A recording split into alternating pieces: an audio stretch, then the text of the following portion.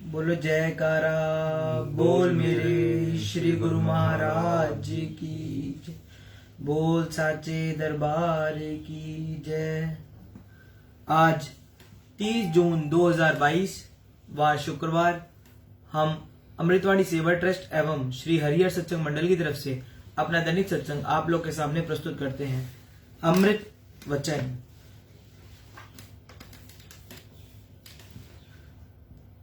शब्दाभ्यास के बिना कर्मों की जड़ नहीं काटी जा सकती। जो लोग गुरुमति और नाम अभ्यास को छोड़कर मन के विचार अनुसार कर्म करते हैं वे कर्मफल से नहीं बच सकते। पूरे सद्गुरु का हाथ खंडों ब्रह्मांडों तक पहुंचता है। वे अपने सच्चे सेवक की लोक परलोक में सहायता करते हैं। सच्चे सेवक हर पल मालिक को याद करते हैं, इसलिए अंत समय यमदूत उनके निकट नहीं आ सकते। किसी खाली प्लाट को बनाकर भगवान की मूर्ति स्थापित करो तो वह मंदिर कहलाता है। व्यक्ति के हृदय में जब भगवान का निवास हो जाता है तो वह चेतन मंदिर बन जाता है। सद्गुरु की आज्ञा सत्य सत्य कर मानना ही ईश्वरीय आज्ञा का पालन करना है। तुम नाम का सुमिरन करोगे तो सद्गुरु की वास्तविकता शक्ति को जानोगे और हार्दिक आभार मानोगे।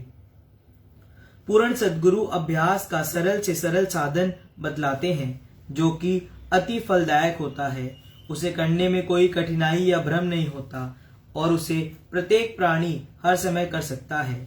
जब झूठी माया के लिए तन मन धन की कुर्बानी देनी पड़ती है तो सच्चे प्रभु को तन मन धन दिए बिना कैसे प्राप्त करोगे।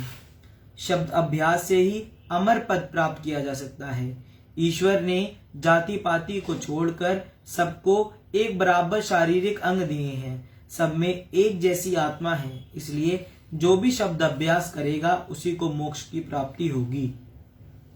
आंतरिक नेत्र खुले हुए हों तो अपने पराये की पहचान हो, नहीं तो मनुष्य अंधे के समान परख शक्ति खोकर सद्गुरु जो वास्तव में अपने हैं उन्हें बेगाना और स्वार्थियों को अपना समझता है। ईश निमित्त कार्य करो तो कर्म बंधन में नहीं बांधे जाओगे। स्वयं को कर्ता धर्ता समझोगे तो फल अवश्य भोगना पड़ेगा। दातार की दात को प्राप्त कर उसका गलत उपयोग मत करो, अर्थात दातार को भूलकर अभिमान ना करो और दूसरों को दुखी ना करो। तुम जो कुछ भी करते हो या सोचते हो उसे तुम्हारा मालिक जानता है। उसकी प्रसन्नता हेतु कर्म भी करो और विचार भी करो। भगवान तुम्हारी लगन बढ़ाने के लिए आंख मिचौनी का खेल खेले तो घबराओ नहीं, उसमें भी उनकी दया परिपूरित है।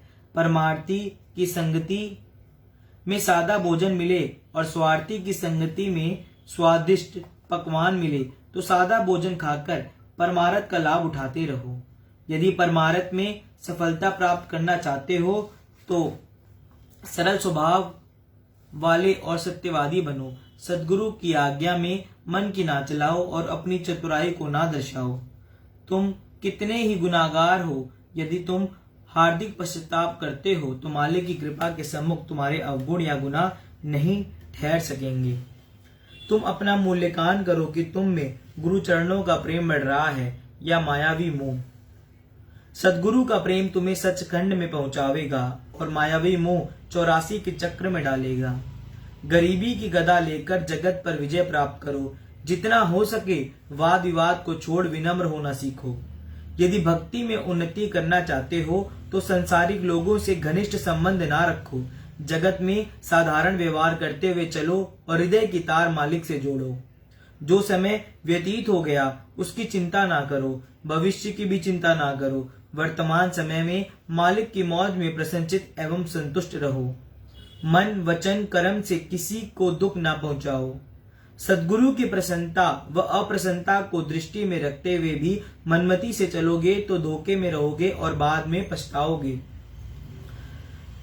मन तथा इंद्रियों को गुरु शब्द से नियंत्रित करो। तन मन धन को गुरु सेवा में लगाकर एकांत सेवन का लाभ उठाते हुए संतोष तथा धैर्य से आत्मिक उन्नति की ओर बढ़ते जाओ। ए रूहानी राह में चलने वाले सद्गुरु के सेवक, भक्तों की कथाएं सुनकर तुम्हारे हृदय में भी यह अभिलाषा आती होगी कि जैसे प्रभु अपने अनन्य भक्तों के साथ हमेशा लीलाएं करते आए हैं, वैसे ही कृपा का पात्र मैं मुझे भी वे प्रेम भक्ति श्रद्धा और ताकि मैं आपके सत्य रूप को पहचान सकूं। नियम से जपो गुरु का नाम, मन से त्यागो मोह और काम, सेवा सतगुरु आठों याम, जो पहुंचावे तुम्हें निज धाम। एक क्रोध को त्यागो, दूसरा होमे को बोझ उतार फेंको, सदगुरु का ध्यान करो तो उनसे जा मिलोगे। द्वेष भाव को छोड़ दो, माया से मुख मोड़ लो, जहां तहां से तोड़कर प्रेम प्रभु से जोड़ लो। धैर्य को अपनाओ, मौज पर प्रसन्न रहो, गुरु आज्ञा को सिर उतार कर अपना बेड़ा पार करो। सिर को झुकाकर सदैव वाह वाह गाओ और आपा भाव मिटाकर अपने प्रियतम को पाओ। इच्छाओं को त्याग दो ताकि मन भटकने से बचा रहे। तुम्हारा मन भूत है, इसे एक क्षण भी स्वतंत्र ना छोड़ो। जप ले श्वास श्वास में नाम, वश में कर ले मन बलवान। सदगुरु में विश्वास रखो, उदास कभी ना हो, वे तुम्हारा दुख अवश्य दूर करेंगे। किसी का दिल दुखी ना करो, मुख से बुरा ना बोलो और सहनशीलता के गुण को हृदय में ग्रहण कर लो। गर्मी सर्दी को सहन कर सदा सादगी में रहो। भूख तथा तृप्ति में तुम मालिक के गुणानुवाद गाओ। शब्द की डोरी से अपनी सूरती को बांधो, ये मार्ग फिसलने वाला है, इसलिए तुम दृढ़ता पूर्वक कदम रखो। संतों की संगति करो, उनकी कृपा की याचना करो। यदि उनका द्वार नहीं छोड़ोगे तो वे तुम्हें तृप्त कर देंगे, क्योंकि वे स्वयं तृप्ति के भंडार हैं। ईर्ष्या, द्वेष और क्रोधवान व्यक्ति इन्हीं विकारों के कारण ही सदा दुखी रहते हैं और उनकी किसी से भी नहीं बनती।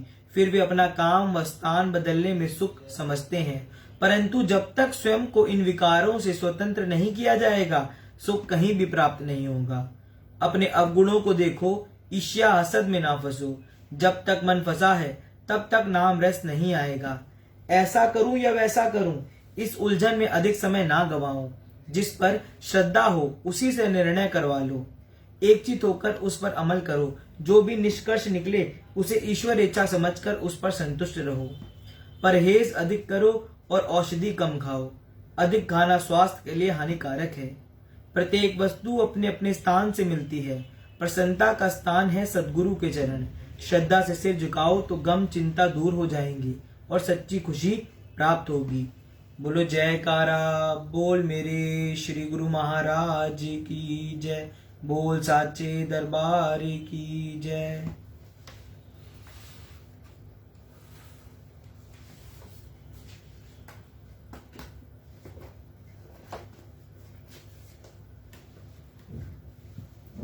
सत्संग संजीवनी बूटी। एक गांव में सुमेश्वर नाम का एक गरीब ब्राह्मण रहता था। वह माँ दुर्गा माँ का परम भक्त था। एक बार वह अपने गुरु की आज्ञा अनुसार माँ दुर्गा की तपस्या करने का निश्चय किया। वह घने जंगल में चला गया और एक बड़े से पेड़ के नीचे एक पैर पर खड़े होकर तपस्या करने लगा। बहुत दिन बीत गए। कड़ी धूप, बारिश तथा तेज हवा चली, लेकिन सुमेश्वर वहीं डटा रहा और अपनी एकाग्रता भंग होने नहीं दिया। सुमेश्वर की कड़ी तपस्या देखकर माँ दुर्गा उस पर प्रसन्न हो गई और माँ दुर्गा ने उसको दर्शन देते हुए बोली, वत्स आंखें खोलो, मैं तुम पर प्रसन्न हूँ, बोलो तुम्हें क्या चाहिए। सुमेश्वर ने माँ दुर्गा को प्रणाम किया और बोला, माँ आपके दर्शन से ही मैं धन्य हो गया, और मुझे क्या चाहिए। तब माँ दुर्गा ने कहा, मेरा दर्शन अमोघ है, इसलिए तुम्हें जो चाहिए वह मांग लो। तब सुमेश्वर ने माँ से संजीवनी बूटी का वरदान मांगा। माँ दुर्गा ने तथास्तु कहकर संजीवनी बूटी देते हुए बोली, वत्स ये संजीवनी बूटी है, इसे तुम जिस भी मृत व्यक्ति पर प्रयोग करोगे वह फिर से जीवित हो जाएगा। किसी भी मृत शरीर पर तुम इस पत्ते का रस छिड़काओगे तो वह फिर से जीवित होकर पहले की तरह शक्तिशाली हो जाएगा, और ये संजीवनी ना कभी सूखेगी और ना ही कभी खत्म होगी। इतना कहकर माँ अंतर ध्यान हो गई। संजीवनी बूटी पाकर सुमेश्वर आनंदित हो उठा और वो अपनी गांव की ओर चल दिया। वह रास्ते में यह सोचने लगा कि इस संजीवनी की सहायता से मैं मृत्यु पर विजय प्राप्त कर सकूंगा और अब से गांव में किसी के घर में भी दुख नहीं होगा। गांव के सभी लोग मेरी प्रशंसा करेंगे, पूरे गांव में मैं प्रसिद्ध हो जाऊंगा। ऐसा भी हो सकता है कि सब लोग मुझे गांव का सरपंच ही बना दें। चलते चलते उसके मन में फिर एक अलग ही विचार आया, क्या कहीं माँ दुर्गा ने मेरे साथ कोई मजाक तो नहीं किया? यह कोई साधारण से पत्ते तो नहीं है, क्या यह सच में संजीवनी बूटी है? यह जानने के लिए मुझे कुछ ना कुछ करना होगा। सुमेश्वर इधर उधर देखते हुए कुछ खोजने लगा। तभी उसे रास्ते में एक मृत शेर दिखाई दिया। सुमेश्वर उस मृत शेर के पास गया और सोचने लगा, मैं संजीवनी बूटी का प्रयोग इस मृत शेर के ऊपर करके देखता हूँ, फिर पता चलेगा कि ये असली है या नकली। सुमेश्वर ने उस संजीवनी बूटी के पत्ते का हाथ में मसलना शुरू किया। उसने बिना कुछ सोचे समझे उन पत्तों से निकला हुआ रस शेर के ऊपर छिड़क दिया। उस पत्ते का रस मृत शेर के शरीर पर पड़ते ही वह जीवित हो गया। सुमेश्वर तो बहुत खुश हुआ और बोला, यह तो सच में संजीवनी बूटी है। शेर बहुत बूढ़ा था और शिकार न मिलने के कारण भूख से मर गया था। संजीवनी के कारण वह न केवल जीवित हुआ बल्कि पहले से ज्यादा शक्तिशाली हो गया। जीवित होते ही शेर ने जोर से दहाड़ मारी, जिसे सुमेश्वर डर गया और बोला, ये मैंने क्या कर दिया? शेर को जीवित कर दिया, अब मेरी खैर नहीं। और बोला, सामने भूखा शेर देखकर सुमेश्वर इधर उधर भागने लगा, लेकिन शेर की ताकत के सामने टिक नहीं सका और शेर ने उसे मारकर खा गया। इसलिए हम सभी को कोई भी काम करने से पहले उसके परिणामों के बारे में सोच लेना चाहिए। बोलो जयकारा बोल मेरे श्री गुरु महाराज की जय। बोल साचे दरबार की जय।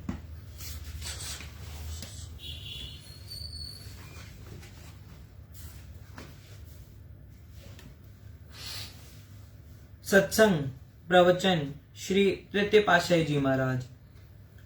सज्जन पुरुष बुराई से सदा अपने आप को बचाते हैं, क्योंकि वे कुसंगति के प्रभाव को जानते हैं कि कुसंगति का क्या परिणाम है।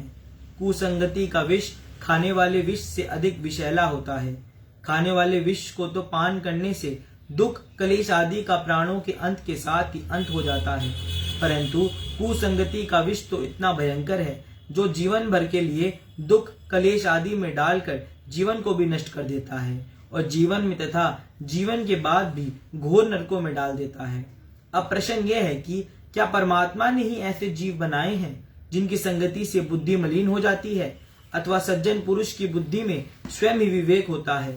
इसका उत्तर यही है कि परमात्मा ने तो कर्म अनुसार सृष्टि में जीव उत्पन्न किए, जिनको सत्पुरुषों की संगति प्राप्त हो गई, उन्हें विवेक मिल गया और वे सज्जन बन गए, तथा जो माया की लपेट में आ गए, ईर्ष्या द्वेष के अंधकार में इंद्रिय रस भोगों में जीवन व्यतीत करने लगे, उनका स्वभाव भी उसी अनुसार बन गया और वे दुर्जन की कोटि में गिने जाते थे।